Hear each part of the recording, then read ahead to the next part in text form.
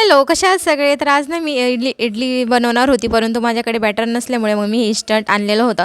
तर म्हटलं कसं बनवतात ते मी आधी वाचून घेतलं. त्यानंतर मी इकडे पाणी टाकून दिलं त्या बॅटरमध्ये आणि थोडंच पाणी टाकायचं होतं. जास्त काही त्याला मिक्स करायचं नव्हतं असं तिथे लिहिलेलं होतं.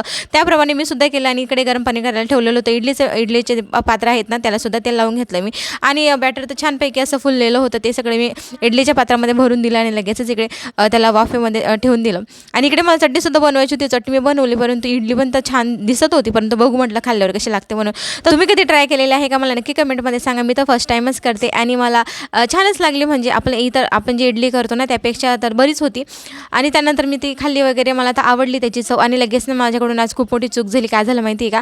तर अंशुला ना मला आज स्कूल युनिफॉर्म घालायचं होतं, त्याऐवजी मी त्याला स्पोर्ट युनिफॉर्म घालून शाळेत पाठवलं. मला खरंच लक्षात नव्हतं की आज कुठला डे आहे म्हणून. आणि म्हणून तुमच्यासोबत हे असं कधी घडलेलं आहे का मला नक्की कमेंटमध्ये सांगा. त्यानंतर मी स्वयंपाकाची तयारी केली, पाणी पण आलेलं होतं ते भरलं. तर असं तर म्हणतात तसं की बाय.